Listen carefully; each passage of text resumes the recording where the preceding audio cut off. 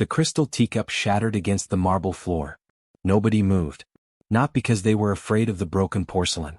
They were afraid of the man standing beside it. You broke something that belonged to my father.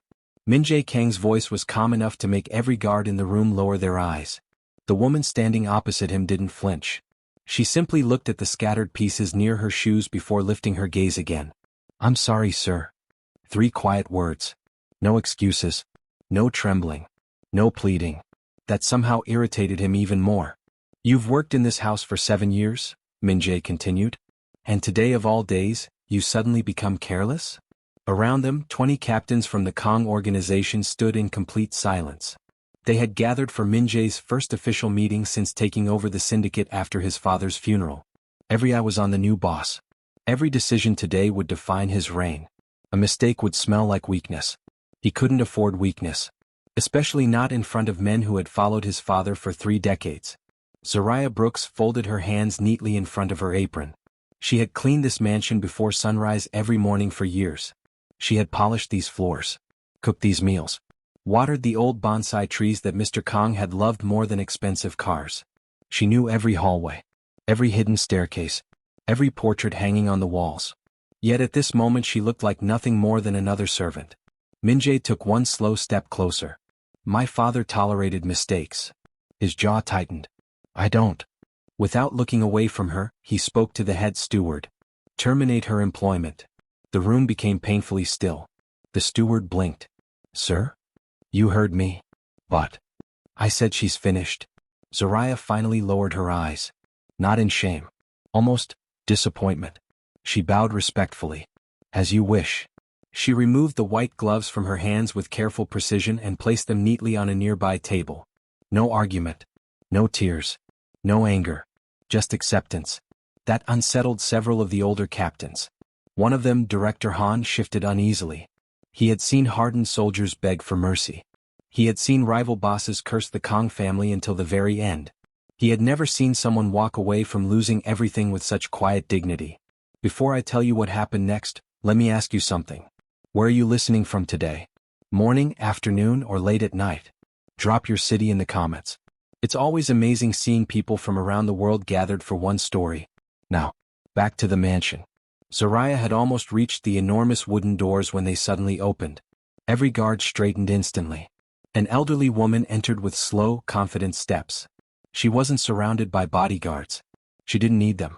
Even the most feared men in the organization instinctively stepped aside. Sujene Kang, widow of the legendary Chairman Kang, mother of Min-jae. She wore a simple navy hanbok with a gray shawl draped over her shoulders. No jewelry except her wedding ring. No visible weapon. Yet she possessed something far more dangerous. Authority. She stopped beside Zariah. You finished preparing the medicinal tea? Zariah nodded softly. Yes, ma'am. And the doctor's instructions? Exactly as he requested. Good. Only then did Sujene notice the unusual silence filling the room. Her eyes slowly swept across the captains. The steward. Her son. Finally settling on the broken porcelain. What happened? Nobody answered. Not immediately. Min-jae broke the silence. I dismissed her. Sujene stared at him. You what? I fired the maid. For breaking a cup. The cup belonged to father. So. It represented discipline. It represented porcelain. Several captains struggled not to react. Min-jae straightened his shoulders. Mother, I am running this organization now. She studied him quietly. Then looked toward Zariah. Did you break it intentionally? No, ma'am. Were you careless? No, ma'am. What happened? Zariah hesitated. The tray slipped. Why? She stopped herself. It doesn't matter. Sujene's eyes narrowed. It matters to me. Still. Zariah remained silent. Almost as though she were protecting someone. Min-jae sighed impatiently. It changes nothing. No. His mother slowly turned back toward him. Tell me exactly what you said. I terminated her employment. In front of everyone? Yes. You humiliated her? I enforced discipline. Silence. Then Minnesota walked towards him and slapped him. The slap echoed through the mansion like a gunshot. Nobody breathed. Min-jae's face turned sideways from the force. The room froze. 20 veteran captains stared in complete disbelief. their new boss, had just been slapped by his 70-year-old mother. In front of every senior member of the organization. No one had ever seen anything like it. Not even Chairman Kang had raised his voice at Sujene. She lowered her trembling hand. Her eyes weren't filled with anger. They were filled with heartbreak. "You foolish boy." Min-jae slowly looked back at her. Shock replaced his confidence. "Mother. Do you even know who you just fired?" "I fired a maid." "No." Her voice became colder than winter. "You fired the woman who saved your life." The word struck the room harder than the slap. Confused murmurs spread among the captains. Min-jae frowned. "What are you talking about?" Sujene looked toward Zariah. "I told you this day would come." Zariah's shoulders fell slightly. "I hoped it never would." The older woman sighed. "But pride has a way of forcing truth into daylight." Director Han slowly removed his glasses. He already suspected where this conversation was heading. He had prayed it would never happen. Because once the truth emerged, nothing inside the Kang family would ever remain the same. Min-jae folded his arms. "I deserve an explanation. You deserve several." Sujene walked toward the portrait of her late husband. She touched the edge of its wooden frame. 7 years ago. Her voice softened. "The day your father survived the assassination attempt." Min-jae nodded. "I remember." "No." She turned around. "You remember what we allowed you to remember." Every captain looked at one another. Even the security guard seemed confused. Min-jae laughed once. A dry, skeptical laugh. "Mother." The official story was that father's driver noticed suspicious vehicles and escaped. "That's what happened." "No." She pointed toward Zariah. "She was the driver." Silence. Absolute silence. Min-jae stared at the woman he had dismissed only minutes earlier. The quiet maid who served tea. Who cleaned hallways. Who rarely spoke unless spoken to. She simply stood there. Eyes lowered. As if she wished she could disappear. "Impossible," Min-jae whispered. Sujene shook her head. "Before she ever entered this house." She paused. Zariah Brooks served 12 years as a protective intelligence officer attached to diplomatic security overseas. Several captains gasped. Director Han closed his eyes. The secret was finally out. "She wasn't hired because we needed someone to clean." Sujene continued. "She was hired because your father trusted only one person outside this organization." She looked directly into her son's stunned face. "And that person was the woman you just threw away." Min-jae couldn't take his eyes off Zariah. The woman who had quietly served breakfast every morning. The woman who reminded guests to remove their wet shoes before entering the house. The woman he had just dismissed like she was invisible. She had once been trusted with his father's life. "No," he said finally. "Someone should have told me." Sujene gave him a weary look. "Your father wanted it this way. Why would he keep something like this from me?" "Because you were 23. Angry. Impulsive. You wanted to prove you could protect everyone." She walked toward the fireplace, where the flames burned softly beneath an old family portrait. "Your father believed one day you would become strong enough to lead." She looked back. "But strength without humility becomes arrogance." The words landed harder than the slap. None of the captains dared interrupt. Director Han finally spoke. Chairman Kang gave only 5 people access to the complete security files. Min-jae looked at him. "You knew?" Han nodded. "I swore an oath." "You watched me fire her." "I was waiting for Madame Kang." Min-jae's jaw tightened. "So everyone knew except me?" "Not everyone," Han replied quietly. "Only those your father believed could carry the burden." Silence settled over the room. Then Sujene faced Zariah. "Tell him." Zariah hesitated. "I don't think that's necessary." "It is." She drew a slow breath. 7 years ago your father attended a peace meeting with 3 rival organizations. Min-jae remembered hearing fragments of the story.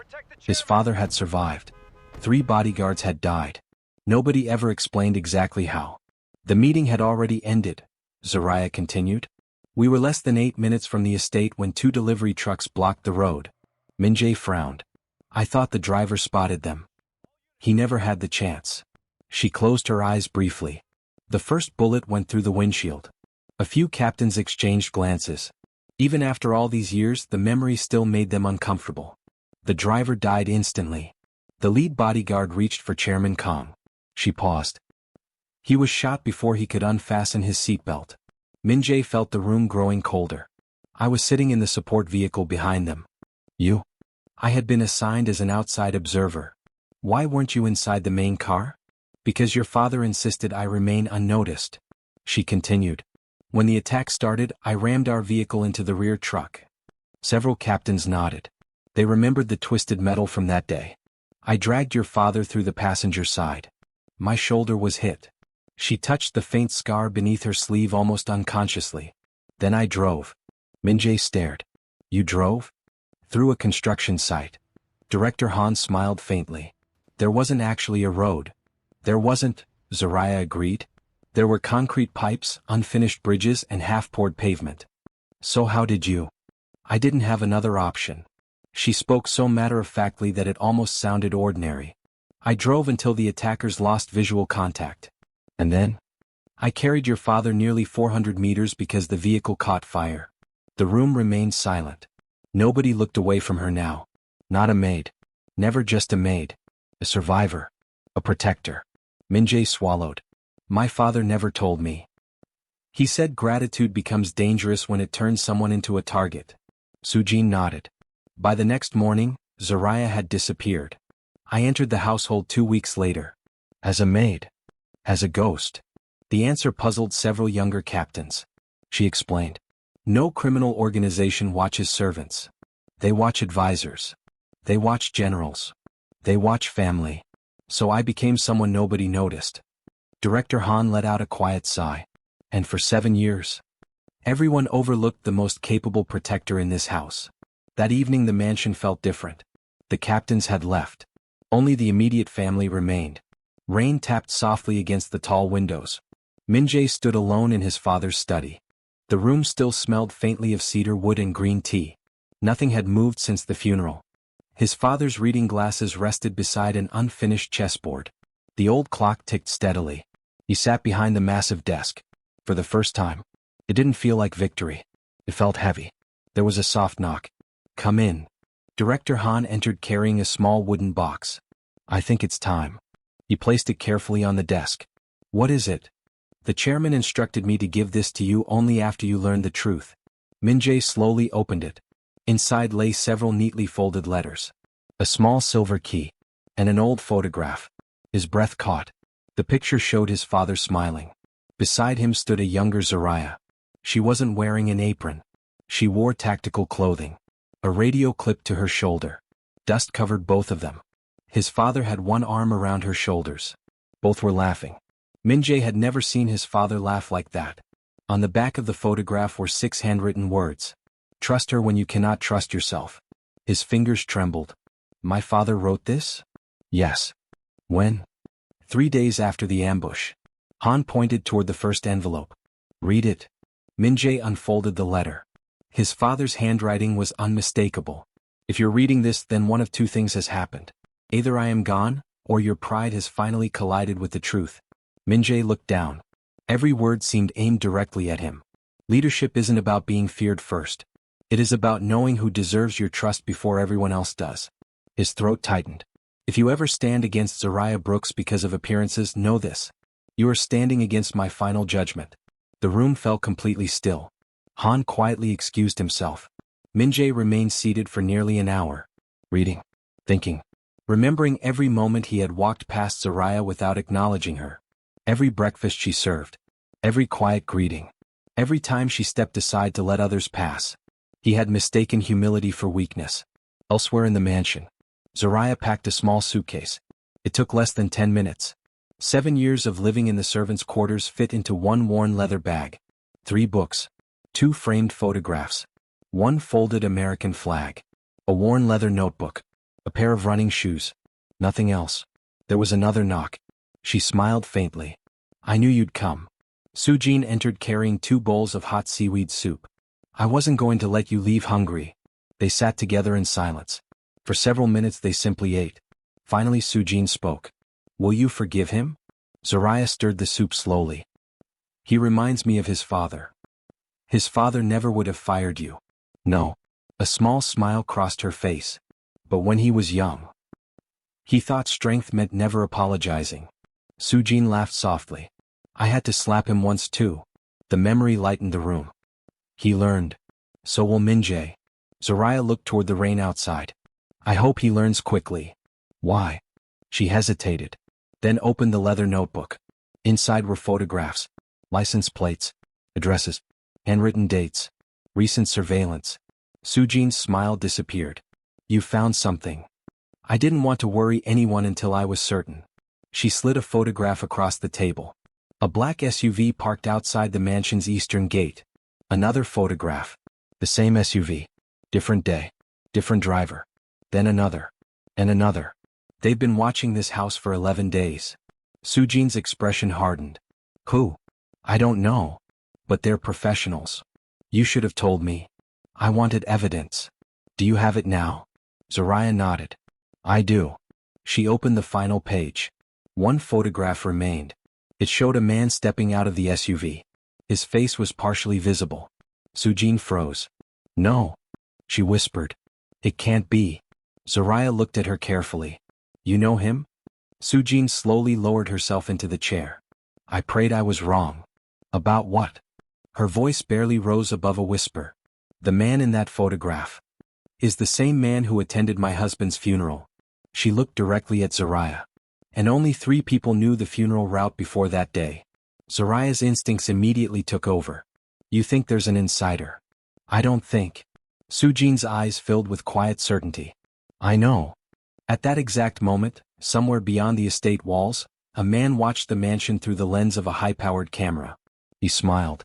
Then he spoke into a secure phone. The maid knows. A voice answered from the other end. Then stop waiting. The call ended with 4 chilling words. Kill her before sunrise. The mansion's grandfather clock struck midnight.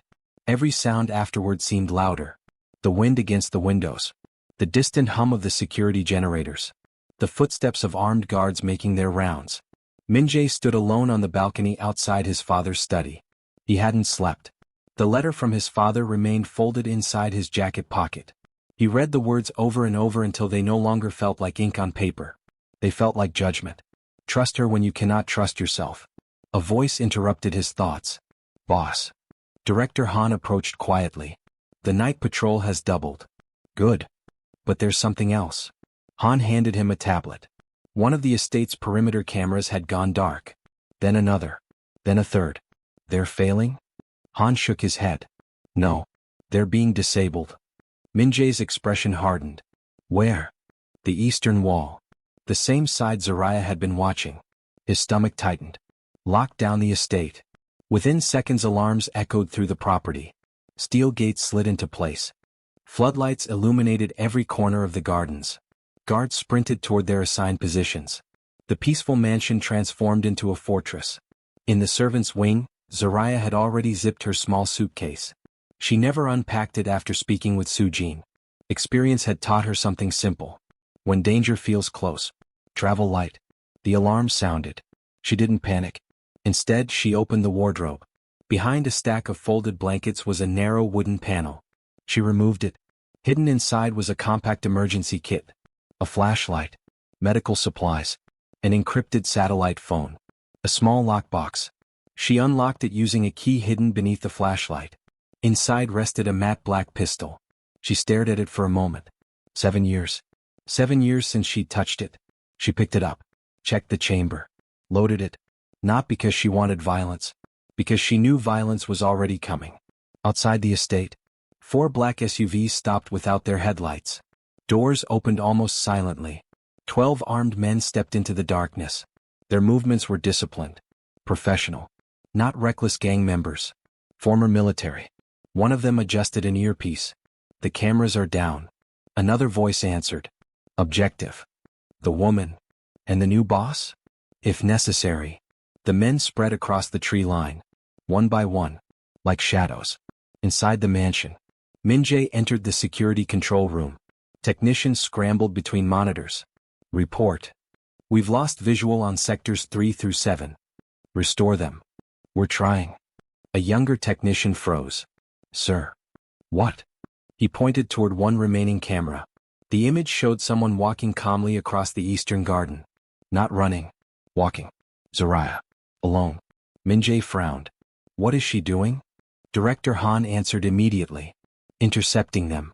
Rain soaked the grass. Zariah moved with steady, measured steps. She wasn't looking for cover. She wasn't trying to escape. She was drawing the attackers away from the house. She stopped beneath the enormous pine tree Chairman Kang had planted 20 years earlier. The same tree where Min-jae had played as a child. She looked into the darkness. "I know you're there." Nothing. Then, a laser sight appeared on her chest. Another. Then another. 12 tiny red dots. She sighed. "Too many." A voice came from the trees. "Drop your weapon. You first." The man chuckled. "You've gotten older." I was going to say the same. He stepped into the light. Tall. Gray-haired. Scar across his jaw. His eyes showed no hatred. Only disappointment. Min-jae watched through the remaining camera. "Who is he?" Zariah spoke before anyone could answer. "Victor." The man smiled. "I wondered if you'd still remember. I never forget people who try to kill my friends."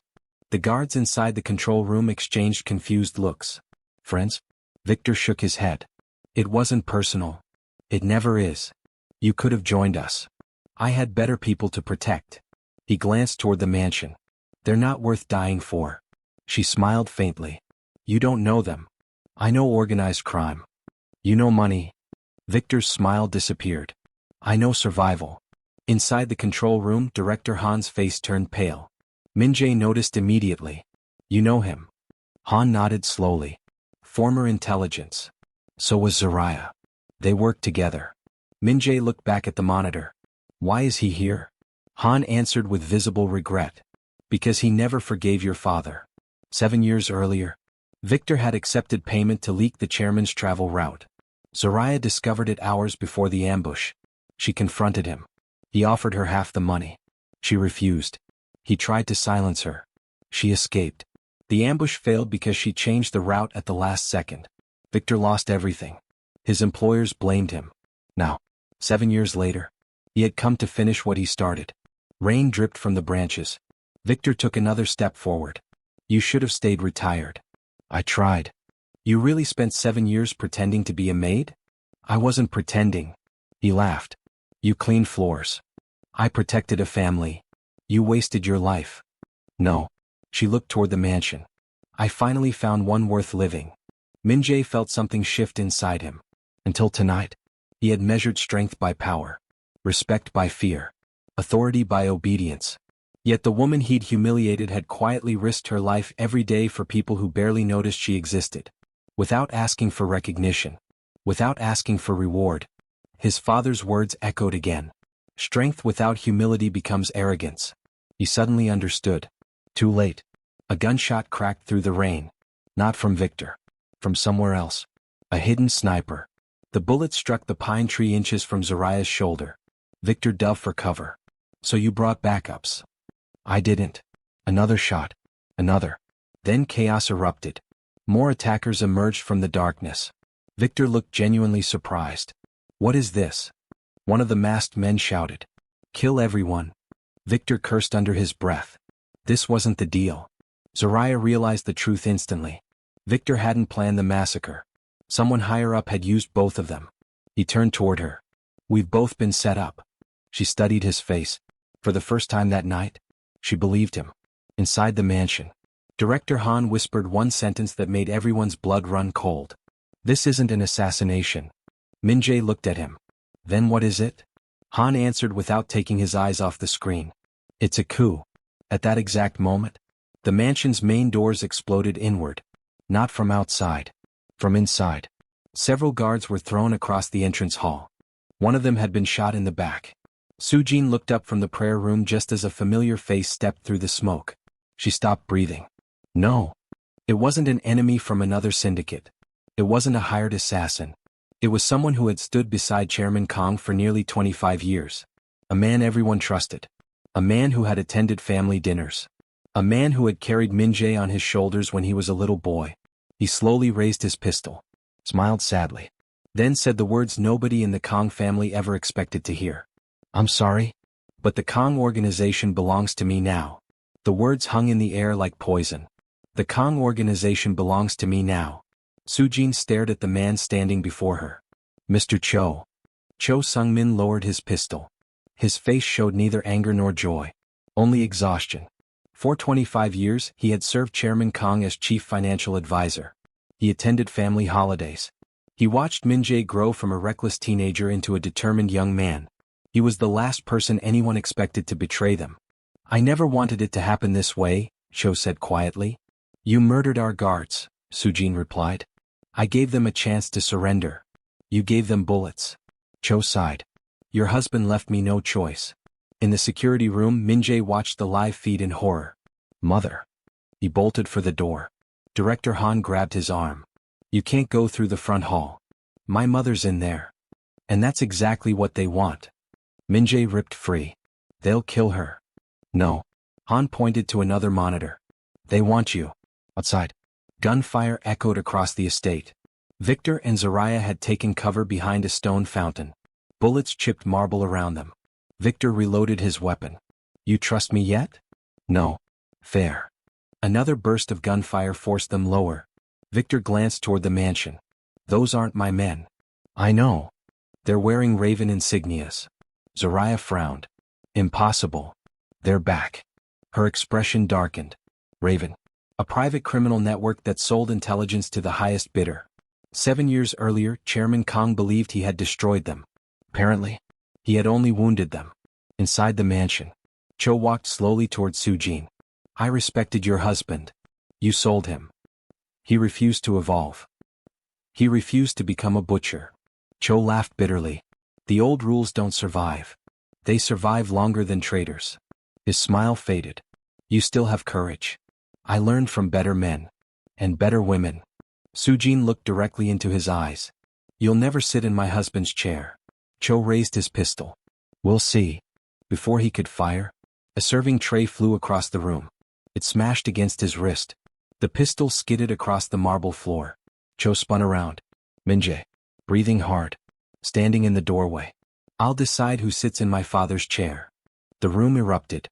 Cho's bodyguards opened fire. Min-jae dove behind a stone column. Glass exploded. Wood splintered.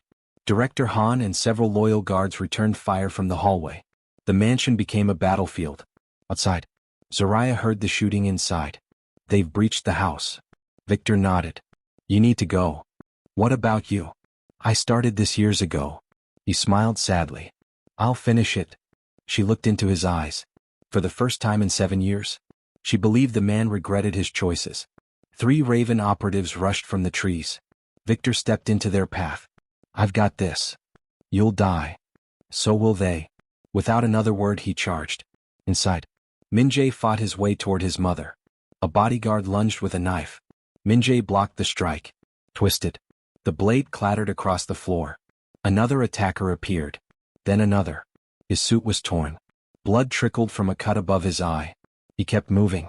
Every step brought him closer to Sujene. Closer to Cho. Closer to ending this. Cho picked up another weapon from a fallen guard. You've improved. I had a good teacher. Your father? Min-jae shook his head. No. He glanced toward the entrance. The woman I fired this morning. Cho smiled. She's already dead.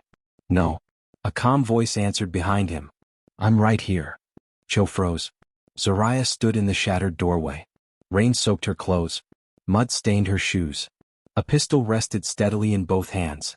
Behind her, Victor stumbled into view. Bleeding heavily. He managed a tired grin. Told you? They weren't worth joining. He collapsed. Cho laughed. So this is how it ends? Zariah answered calmly. No. This is where it changes. Cho suddenly grabbed Sujene and pulled her in front of him. The pistol pressed against her temple. Drop your weapons. Everyone froze. Min-jae's breathing became shallow. His mother's eyes never left his. Don't. She whispered. Don't trade the future for me. Cho tightened his grip. I'll kill her. Sujene smiled. You've been threatening that for 20 years. Zariah's mind raced. Distance. Lighting. Grip. Angle. Heartbeat. Everything slowed. Then, she noticed something. The old silver tea tray lying near Cho's feet. The same tray she had polished every morning. The same tray Chairman Kang insisted never be replaced because it had belonged to his grandmother. The seemingly ordinary object. Mentioned countless times over 7 years. Now, it reflected Cho's position perfectly. She didn't aim at him. She aimed at the reflection. One shot. The bullet struck the tray. Ricocheted upward. Hit Cho's pistol. The weapon flew from his hand. Min-jae moved instantly. He tackled Cho. Both men crashed through the antique dining table. Wood splintered. Chairs overturned. Cho reached for another hidden knife. Min-jae caught his wrist. The blade stopped inches from his throat. "You'll never be my father." Cho sneered. "No." Min-jae forced the knife away. "But I can still honor him." With one final movement, he disarmed Cho completely. Director Han handcuffed the traitor himself. "It's over." Cho looked around the ruined hall. At the guards who had turned against him. At the family he failed to destroy. His shoulders finally dropped. "I lost." "No," Sujene replied quietly. "You threw everything away long before tonight." Outside, the remaining Raven operatives surrendered. Sirens echoed in the distance. The estate slowly became quiet again. Rain washed blood from the stone pathways. The battle was over. Victor lay beneath the old pine tree. Zariah knelt beside him. "You'll make it." He smiled weakly. "We both know that's not true." She remained silent. "I should have listened to you. You still had time." "I wasted it." He looked toward the mansion. "You found something I never did." "What?" "A family." His breathing slowed. "Protect them?" "I will." Victor closed his eyes. He never opened them again. 1 year later. Spring sunlight filled the Kang estate. Children laughed in the gardens during a charity festival held on the grounds. The organization had changed. Illegal businesses were dismantled. Legitimate companies replaced them. Scholarship foundations carried Chairman Kang's name. Community clinics operated with funds once used for violence. It wasn't perfect, but it was different. And different was enough. Inside the mansion, Min-jae carried a tray of tea into the garden. He smiled. "Still the best tea in the house." Zariah laughed. "I taught the chef." "You could have taught me." "I tried." "You fired me." She raised an eyebrow. "You deserved that reminder." Both laughed. Sujene watched from nearby. For the first time in many years, the mansion sounded like a home instead of a headquarters. Min-jae reached into his pocket. He removed a small velvet box. Inside rested a polished silver badge. Not a weapon. Not jewelry.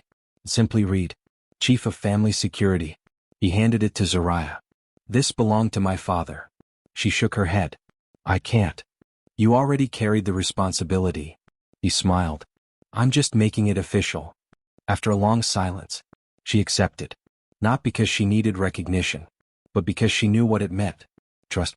The thing she had protected for 7 years without asking for it. The old silver tea tray sat on the table between them. Once just another household object. Now, a reminder that even the smallest things can change the course of a family's future. Min-jae looked toward the pine tree where everything had nearly ended, then back at the people beside him. His father had once written, "Trust her when you cannot trust yourself." Now he finally understood. Real power was never about making people fear you. It was about becoming someone worthy of their loyalty. And that lesson had begun with a slap heard throughout the entire Kang Organization. What did this story teach you about pride, loyalty, and second chances? Share your thoughts in the comments, and subscribe for more powerful stories that remind us that true strength begins with humility.